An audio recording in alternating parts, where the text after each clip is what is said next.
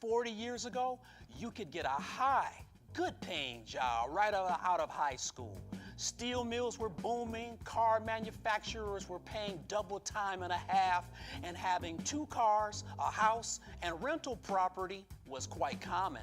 In the new millennium, we have great technology, but have been sacked with economic and job market challenges. Is college still relevant? What good are resumes if employers hire internally? Is Northwest Indiana doomed to industrial drought, or is resurrection possible? This is CounterPoint with Gerard McClendon.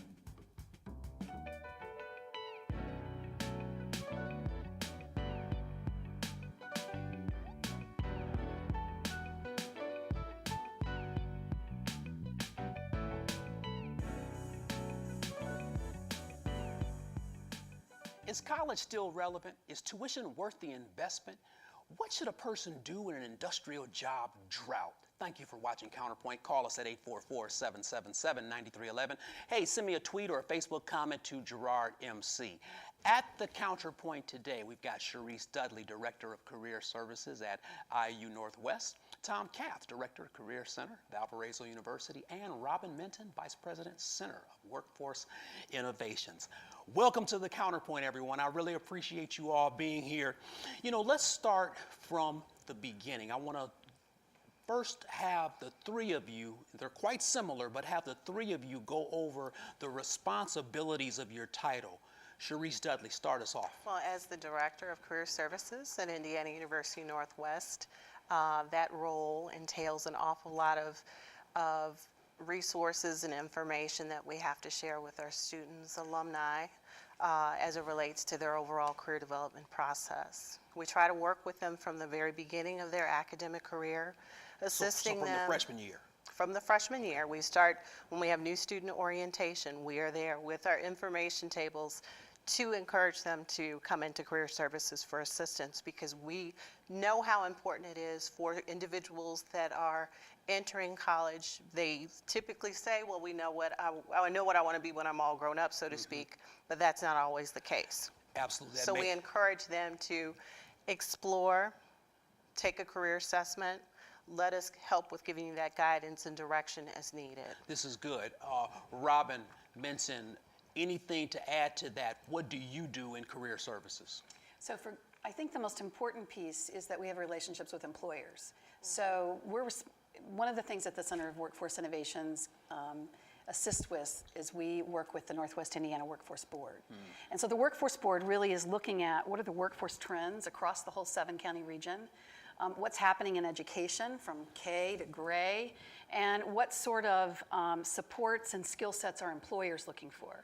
So our total focus at the center is really helping to figure out what are employer demands and how do we help job seekers and education institutions understand those demands so we can produce a pipeline of workers from here to whenever. Good. So we got career services, we've got Center of Workforce Innovations, and what do employers want? What do they need? Let's go to Tom Kath. I'm coming back to you. Let's go to Tom Kath at Valparaiso. Chief function at Valparaiso. Gerard, we're trying to help make students become self-sufficient at doing their own career planning, job hunting. We're assisting them also from freshman year on, helping them navigate their way through the academic side of things, but also trying to integrate that with some career decisions so that those decisions aren't necessarily made separately. There's some integration and relevancy to both of them. Let me go back to Robin. Robin, what is the job outlook in Northwest Indiana? I mean, 30, 40 years ago, you got 38,000 people working in the mill. You could come out of high school, boom, you can buy a car, a house. Those days are over. What's the Northwest Indiana / suburban Chicagoland outlook on employment as it stands? Well, I don't think those days are over. I think those days are still ahead of us and still today. I think it still can happen. I think you, as a job seeker, you have to understand what are employers looking for, and you have to become that. So because there are really, really good jobs that are out there that are going unfilled. I was in a meeting just today where there was an HR position that was being talked about, and they can't find anybody to fill it. And yet, you know, I'm sitting here going, wait a minute, I know people who could fill that job today. Yeah. But connecting, helping that person who has the skill sets know how to sell that to the employer, helping the employer understand and communicate what their real needs are. I mean, it's a complicated conversation. And so I think what we're all sitting here trying to do is work with not only employers, but with the job seekers to help them understand how to be what employers want. Is a college tuition, is it even worth it though? We've heard stories, countless examples of students who graduate from high school, they go to college. They don't know what they want to do. They change majors 2 and 3 times. Meanwhile, the student loan bill is adding up. They graduate, 2-year, 4-year degree. They're thinking about changing career. How do you help a student, Sharice Dudley, who's flip-flopping and who's got the debt and who needs to get a job out of college? Yes, that's why it's very important to provide that early intervention for students, assessing their skill sets and their interest levels, so they're not choosing 5 or 6 different majors. We want them to make a sound decision regarding a career path, hopefully explore, research, talk to other professionals that are already working in that field so that they feel confident about the decision they're making, and to continuously encourage them to take the steps from the very beginning, do well academically, but also let's start thinking about the big picture of your ultimate goal of where you want to be within a career. So you have to create a strategic plan of sorts to help those individuals out to get them where they need to be. Okay, good. Strategic plan. Tom? I think they also need to realize, though, too, that the major is not the end-all. Right. We see a lot of students, particularly at 17, 18, 19 years old, try to figure things out, and I'm not sure, quite frankly, they've had enough life experience to make some of the decisions that people are expecting them to make. So relative to the major, and I think all of us at our ages can identify with this, the major does not necessarily dictate your occupational options. It may well be that skill set, Robin, that you were talking about, that employers are looking for. That oftentimes is more critical than the academic coursework. Yes. I do think college is very much worth it, because I think over that period of time, young people are developing and growing and maturing and having experiences in the classroom, but outside the classroom as well, and off campus as well as on campus, that are helping them become young, productive, attractive employees to employers. Yeah, they say 80% of your college education is learned outside of the classroom. Robin, you had a comment. Well, I was just going to say that when we talk about college, I think everybody immediately goes to this 4-year institution, which is a great option for some careers and for some degrees.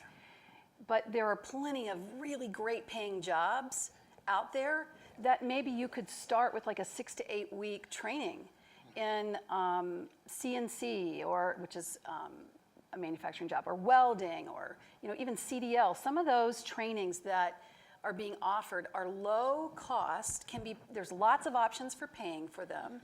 And in addition, you get a credential that helps you then get to some really good wages. So it's not there are a lot of, I think, people who don't feel like college is for them, and I think they get left out of the conversation. You know why though? So, okay, we're getting there.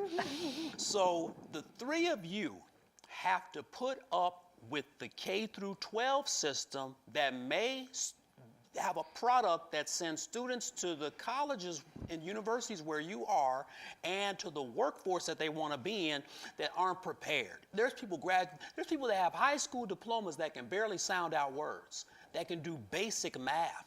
That's got to be frustrating to a career services person or to a person at CWI, which in your goal here, Robin, your mission here, CWI will stimulate and sustain economic growth and global competitiveness through the optimal utilization of talent. But what happens when you have substandard talent on the college level, Sharice? That's part of our job of what we do to help them grow professionally. Provide that career development skill set there for them, train them, and provide workshops, as many resources as possible. Have them connect with professionals. Are there some people that you've counseled that have been in your office and it's like, oh my goodness. Yes, it's going to take some time. Where did this child come from? It'll take some time. How did this child get in college? Yes.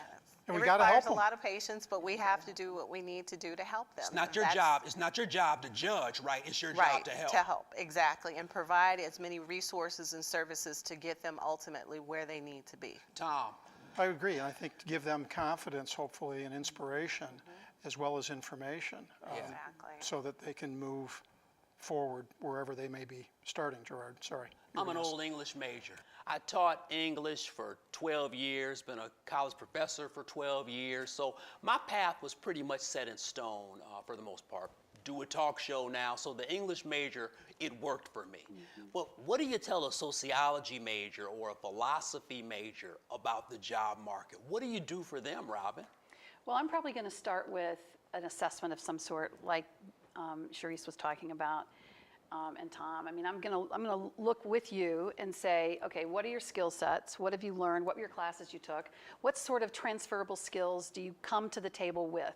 Then I'm going to ask you, to take like math and an English assessment, because I want to see really where you are. And then I'm going to set all that aside and just say, where do you want to go? What do you want to be? And then finally, I'm going to say, and how much money do you want to make? And then I'm going to synthesize that information and try to help you get to a path that can allow you to have some income. Yeah. And it's not going to happen overnight, and you may have to start at the bottom. You may have to work yourself up, work your way up. And it's that grit, that go-getness. I don't know what the right word is. We call it grit where I work. But that willingness to do whatever it takes. So if I tell you to be here at 10 o'clock tomorrow, are you going to be here at 10 o'clock tomorrow?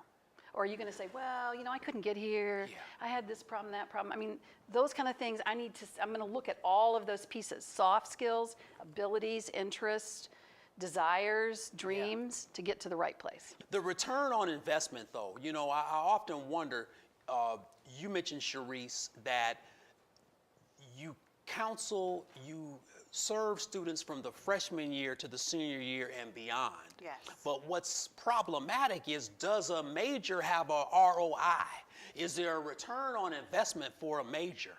It can be, and that's why it's very important for you to strategically plan your career, making sure that you've set that foundation to get you where you want to be financially, be able to pay back student loans and things of that nature, and be able to live comfortably.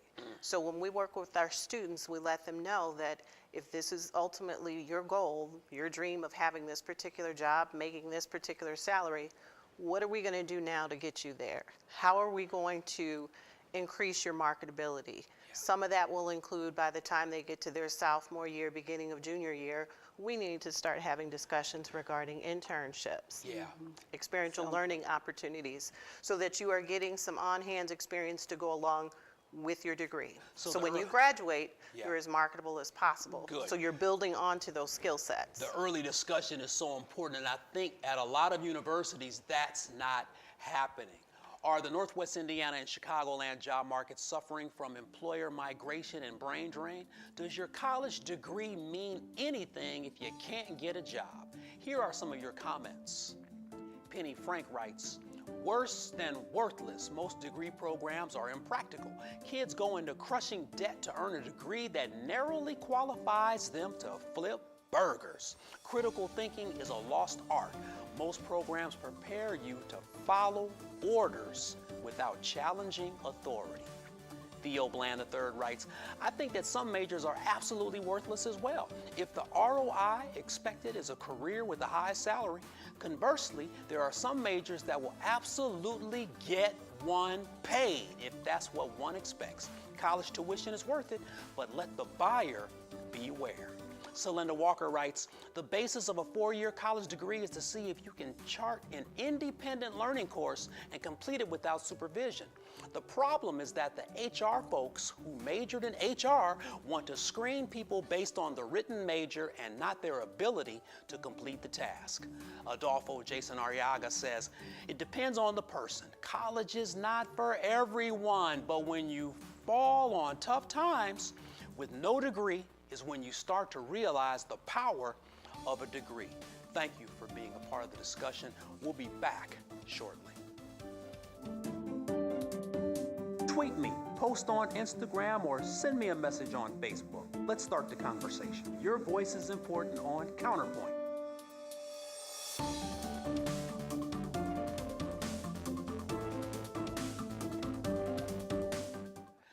was a time when a job would find you. Those days may be over unless you have a serious high-demand skill. Thank you for watching CounterPoint. Give us a call at 844-777-9311. Tweet and send me Facebook comments to Gerard MC. I've got Tom Cath, I've got Robin Minton, I've got Michael Miller in the mix now. Joining me on the CounterPoint, Michael Miller, thanks for coming on the CounterPoint today. I need to know though, you're in transition right now. You're the man with too many jobs. You know what I'm saying? I wish I was Michael Miller. First of all, give us your title and then give us your new title. My title right now is Corporate College Executive at Ivy Tech Community College. And our department is rebranding. We're changing a little bit, but our mission stays the same. My new title will be Workforce Alignment Business Consultant. Are those positions the same? Pretty close to the same. How is the new title different from the first? The only difference right now is in our leadership and our emphasis on aligning with the 5 key sectors in Indiana, those kind of things. We have new leadership that's really working to make us continue to be relevant to the workforce. Key sectors. Okay, I am so excited right now because this goes right into my next question. So we know that Northwest Indiana is an amazing place. I'm born and raised here. Some of the greatest people I've ever met in my life were right there in my neighborhood. But Northwest Indiana has vacant land and it has unoccupied buildings. Should we train toward careers that can occupy that space? So let me tell you where I'm going. Cloud farms, solar fields, wind power. Should we just annex and sell the land to innovators who can build businesses on this space? Now, help me out. It's a lengthy question, but I think about what Robin mentioned earlier about the steel mills, okay? And you're saying that it's not that it's gone away, it just has to be replaced with something. So, well, there are fewer steel jobs than there were, so right. We have to be aware of that. And did Northwest Indiana prepare adequately for that day when we went from 38,000 jobs to 3,000 jobs? What do we do with that? How do we innovate in a place that was dependent on factories and manufacturing? What do we tell the young person who doesn't want to move to Indianapolis or St. Louis or Chicago? They want to stay here. What do we do for them? What jobs are being innovated so they can be employed? Let me put it in one word if I can, and I think the key is adaptability. The U.S. Department of Labor predicts that someone graduating from a 4-year degree school today will have 14 to 18 different jobs by the time they turn 38 years old. 14 to 18 different jobs. How do you prepare for 14 to 18 different jobs? The answer is you don't. You prepare yourself, you prepare your character and your skills, those kind of things. You don't know what that job title is going to be, when it's going to change. But what we can do is teach the soft skills. We can teach the hard skills that are transferable, and teach people to grow and change and adapt. Keep an eye on the climate of change and be ready. It's sad that we have to teach soft skills, but we do, don't we? Absolutely. You know, I've been kind of bucking against that, but it's something that you have to do. You know, some people don't know how to prepare a resume adequately, or they don't know what to put on it, or they use cheap paper. All right, it's little things like that that I think get overlooked. Tom Cath, you said the job market is very strong for bright, motivated, and well-prepared individuals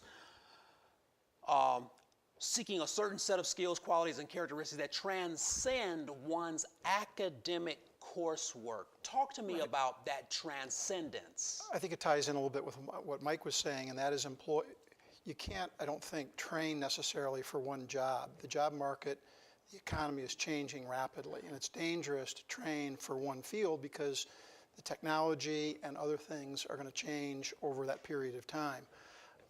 Employers are looking for problem solvers, people who are team-oriented, folks who can communicate, who can work well with others, team orientation, who are flexible, who can adapt to change, who can learn quickly. And those are the skills that we're talking about here and alluding to that young people need to have, that we all need to have, and that transcends what you're studying in college because they're very portable, they're very transferable. employer is going to want those skills for virtually any role. I'm not sure you can teach some of them as much as you can expose students to situations where they need to use and develop those skills and qualities. I guess you can tweak them a little bit and fine tune them, but you can develop those skills in a lot of different settings, a lot of different But situations. that has to be where we change education now, because right now what we have is soft skills are important, adaptability is important, those kind of things. But if we're going to talk about only kind of introducing those things as opposed to making them a major point of coursework, a major point of study, and working that through with people, we're going to leave people behind. So are and K that's what through we have 12 now. institutions obsolete in some neighborhoods? Are they underfunded in some neighborhoods? Are they grossly inadequate in some neighborhoods? You know, I think there are some school systems around that are doing amazing work, that are trying to incorporate, like I think I know there are some elementary schools that are rewarding kids who are the most, who showed up on time, right? And you may say, well, their parents couldn't get them there on time. So maybe it's not the child that should be rewarded, but the parent. But the reality is kids are fighting to say, hey, I did good this week, and they're being rewarded.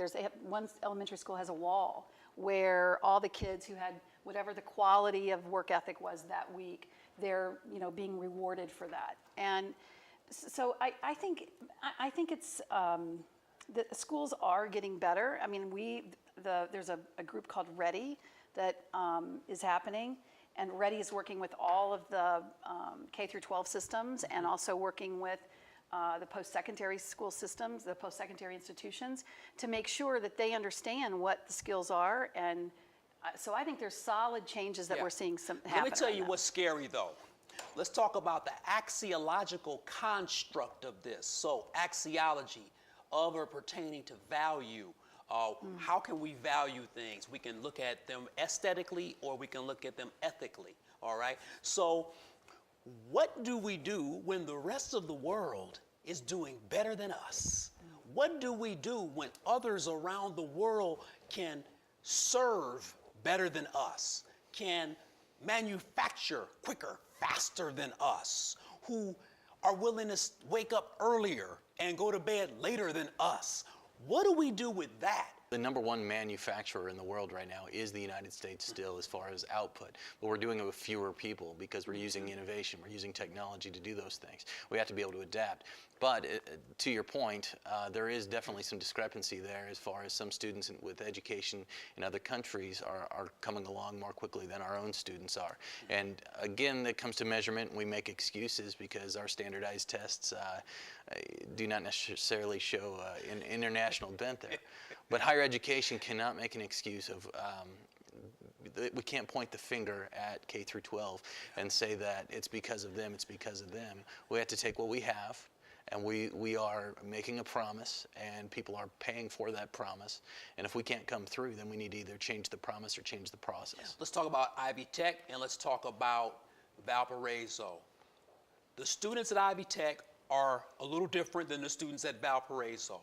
Sharice Dudley was on the show earlier. The students at Indiana University Northwest are different from Ivy Tech and Valparaiso students. Students at every university are different. But Ivy Tech is preparing a student for one thing, Valparaiso may be preparing a student for another. Is it crucial that a student end up in the right school for them? Because so often they're bullied by their parents and they end up going to a school they have no business being. Happens all the time, and you guys know this. Just one point of clarity, that some of our students are the same. In fact, we have an articulation agreement with Valparaiso University, with awesome. Indiana University, with Purdue, with other schools around. It's so, like a 2-4, 2-5? absolutely. So there's different models that are involved there. I won't get into the details, Yeah. but with that articulation agreement, one of our most popular majors right now is the transferable degree. So students are going and saving money by going to Ivy Tech for a couple of years before going on to one of their four-year schools that they choose. That's a huge option. And does that hurt a Valpo, or does that help you? I think in the long run it helps us because we draw then more focused, mature, perhaps better prepared students than right out of high school. Some students aren't ready necessarily for college or a 4-year commitment. Maybe they need to work for a year or two or go part-time somewhere. before they transition into a more significant Sure. commitment or challenge. You know, that maturity level is so important because 17, 18-year-old, still trying to figure things out. don't really need to be in college. Right. They probably should work a few years or you know, Right. kind of try to figure it out. And that is the difference between an Ivy Tech and some other schools, is the alignment with industry. We work very, very hard to have alignment with industry. We have panels of folks who inform our different programs to be sure that what we're training is going to have someone be career ready. What we're doing is aligning with where the industry is going. We're not teaching irrelevant things. We're changing our programs all the time, which can be frustrating internally. It's tough to do that, but we maintain our accreditation. That's why Ivy Tech is one of the greatest schools in the world. Yes. And I mean that, in the world. We are the largest singly accredited community college in the nation, serving about 200,000 students right here in Indiana. And people don't realize how great of a treasure that is that we have here in Indiana. I think the other thing that a lot of institutions, and I know a little bit more about Ivy Tech just because of the work that we've done together, but Sure. the idea that in the first semester that I'm there that I could actually get a credential so that I'm maybe working towards this long-term credential, right? This long-term associate's degree, but all along the way I'm getting these credentials that matter. So I'm getting smaller credentials so that if something happens and I drop out of school, I can still get a job because I have credentials of Yeah. some sort. It may not be what the wages would have been had I stayed in, but I've got something that'll help me along the way. And that so br- that that students brings feel up like a they're getting problem something of- which helps bring that ROI. I got to move because my time Yeah, is short. sorry. Tom Cath, are you satisfied with your progress at Valparaiso? I think, Career Services? I think we're doing great things in the Career Center. And to tie in with what Mike said too, we're pretty integrated with the employers. We have a lot of employers coming to campus, great alumni network that we like to tap into. They're willing to give back to the university in terms of their time and effort, visit campus, interact with the kids, network with the students. So we're doing a lot of good things there, and students benefit tremendously if they use the Career Center. I wish I had a part two for the three of you, along with Sharice Dudley. You know what? Hey, stay in school. Get a mentor. Work on your skills. The best is yet to come in your career goals, but you have to have a plan. School is a nice option, but if your major determines your career, choose wisely.